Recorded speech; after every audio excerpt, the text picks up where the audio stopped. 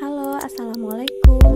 Saya Hilwan Nora, peserta Lansar Universitas Jawa Barat tahun 2022, golongan 2, angkatan 2, jabatan asisten apoteker terampil.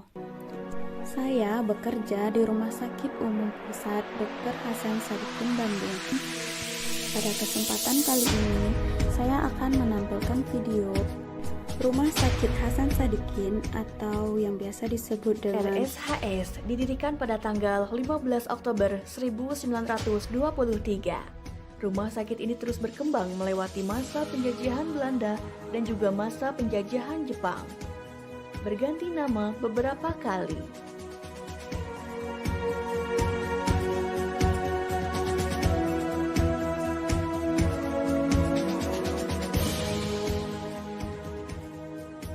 Pada tahun 1967, namanya berubah menjadi Rumah Sakit Dr. Hasan Sadikin Bandung.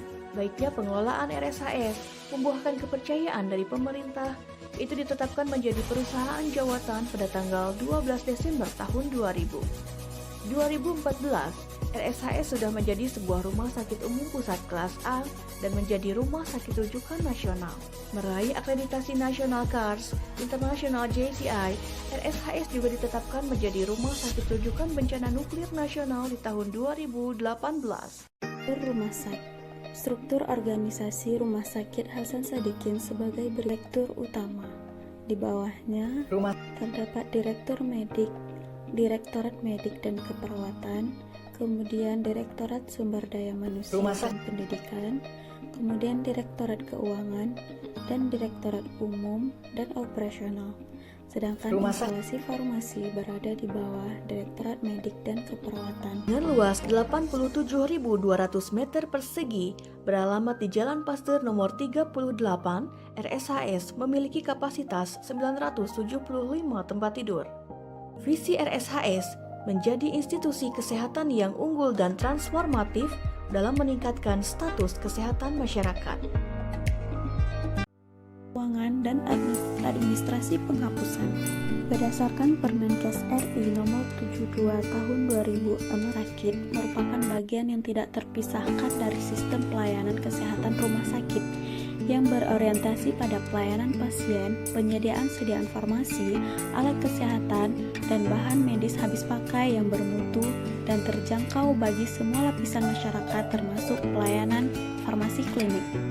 Tenaga yang bekerja di instalasi farmasi ada apoteker dan tenaga teknis kefarmasian.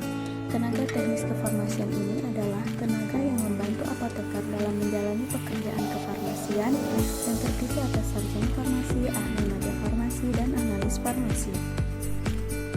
Adapun standar pelayanan kefarmasian di rumah sakit meliputi kemudian pengelolaan sediaan farmasi, alat kesehatan, dan bahan medis habis pakai meliputi pertama pemilihan.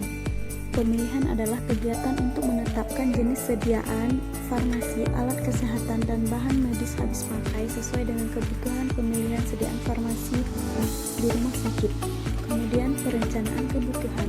Perencanaan kebutuhan merupakan kegiatan untuk menentukan jumlah dan periode pengadaan sediaan farmasi, alat kesehatan, dan bahan medis pakai sesuai dengan hasil kegiatan pemilihan untuk menjamin terpenuhinya kriteria tepat jenis, tepat jumlah, tepat waktu, dan efisien.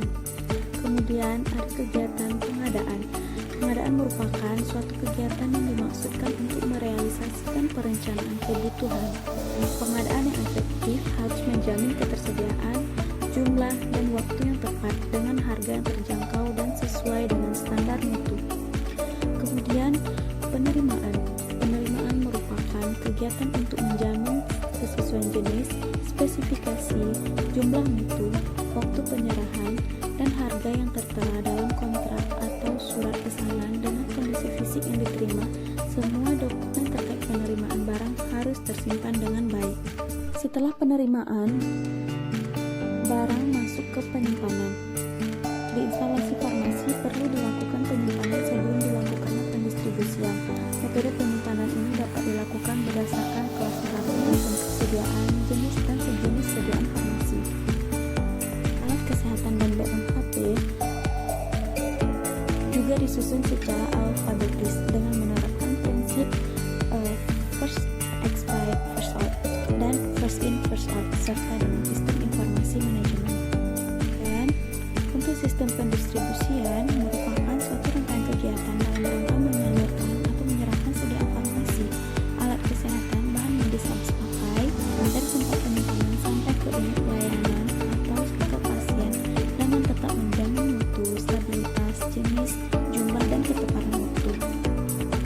Beberapa sistem pendistribusian menggunakan sistem persediaan lengkap di ruangan atau yang disebut juga dengan flow stock, sistem peresetan perorangan, sistem unit dose. Adapun keterkaitan tugas yang dilaksanakan oleh tenaga kefarmasian dengan capaian rumah sakit, yaitu sebagai ASN dapat menerapkan